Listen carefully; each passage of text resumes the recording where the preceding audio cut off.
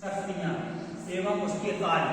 तो इस श्रृंखला में राष्ट्रपति हमारे देश का प्रथम नागरिक है।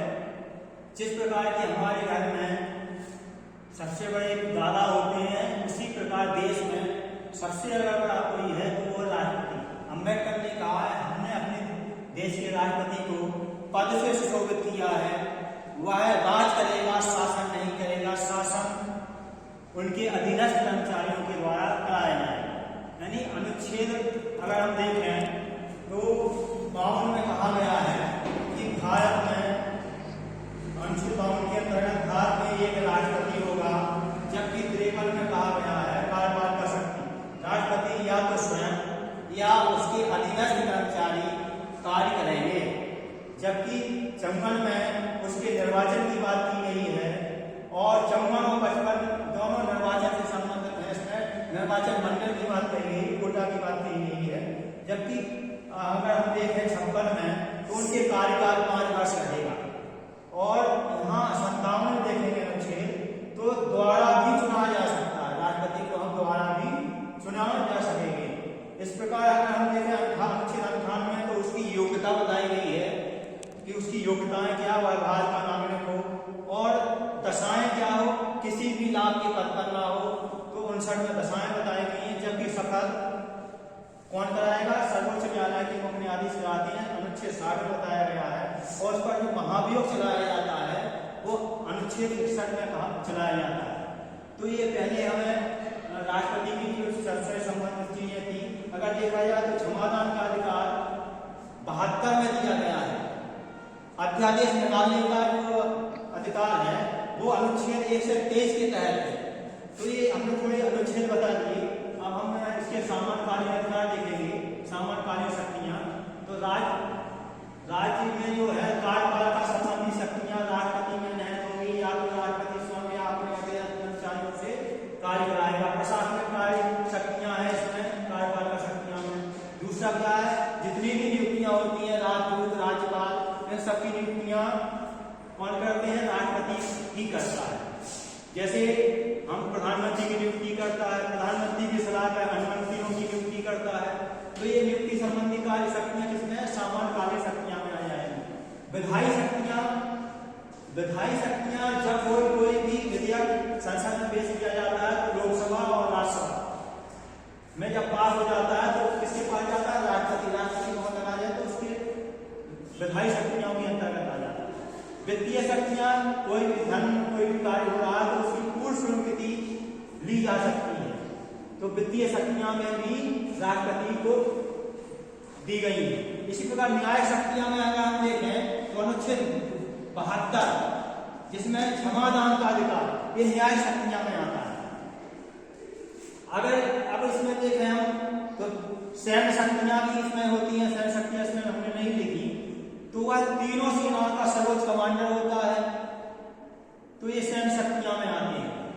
अगर हम दूसरी तरफ देखें आपातकालीन या संकटकालीन शक्तियां, तो की आचार्यों ने कहा था कि जब आपातकाल लगता है तो राष्ट्रपति की शक्तियां स्टार्ट हो जाती हैं और आपातकाल की सतह छटने पर राष्ट्रपति की शक्तियां स्वतः समाप्त हो जाती हैं, ऐसा उन्होंने कहा था। अगर इसमें देखें तो 3 प्रकार के बताए गए हैं शक्तियां में। एक है राष्ट्रीय आपात, यानी कोई बाह्य आक्रमण, आंतरिक अशांति या सशस्त्र विद्रोह जब देश पर संकट हो तो अनुच्छेद 3 से 52 के तहत राष्ट्रपति शासन लगाया जा सकता है। जब पहले राष्ट्रपति चीन के संबंध जब चीन में आक्रमण किया था तब लगाया गया था।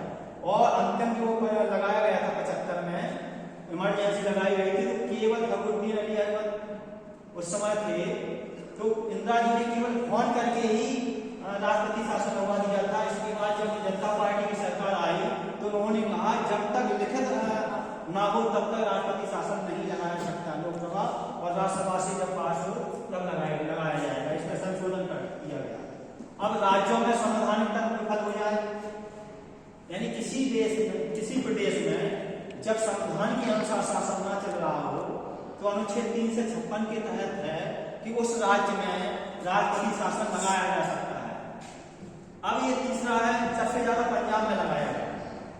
वित्तीय आपातकाल में क्या है, जब देश भुखमरी की कगार पर पहुंच जाए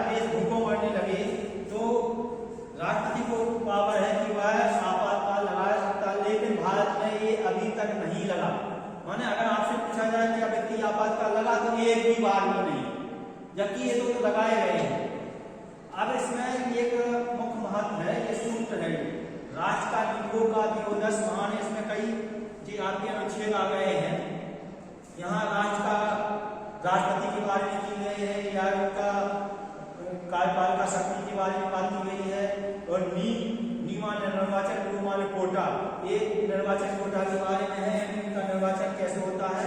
उसमें लोकसभा के सदस्य यानी संसद के निर्वाचित सदस्य और विधानसभा के निर्वाचित सदस्य, और अनुच्छेद यानी आप देखें तो 70वें संविधान संशोधन के तहत दिल्ली और पांडिचेरी के विधानसभा सदस्य भी इसमें वोट दे सकते हैं। किसको? राष्ट्रपति को। हमारे कार्यकाल कितना रहेगा? 5 वर्ष की 56 बात दी गई, 5 वर्ष का कार्यकाल होगा। ये द्वारा भी चुने जा सकते हैं, उनकी योग्यताएं क्या है, शर्तें क्या है, शपथ कितने 60 में है, और महाभियोग 61 में बताया गया है। इसी के साथ जो महत्वपूर्ण टॉपिक थे राष्ट्रपति की कार्यपालिका शक्तियां, तो ये हमें लगता है आपको ये समझ में आ गई होगी। केवल इसमें एक चीज और देखना है कि इनके जो वीटो होते हैं वो 3 प्रकार के वीटो होते हैं, पूर्ण निलंबनकारी, जेबी वीटो और विलंबनकारी। तो पूर्ण वीटो में है वो विधायक को सीधे लौटा सकता है, निलंबन में एक बार कह सकता है, और जेबी वीटो जो होता है वो ना हाँ कहते हैं ना कहते हैं। जैसे डाक बिल है जाकिर हुसैन के समय में, तो डाक बिल उनके जेल में भी आज भी बना हुआ है, यानी जेल सिंह से संबंधित था डाक बिल। तो डाक बिल जो बनाया गया था उन्होंने ना हाँ कहा ना कहा, तो ये क्या हो गया? जेबी वीटो ने उनके जेब में चला गया। इसी के साथ आज ये टॉपिक राष्ट्रपति वाला समाप्त।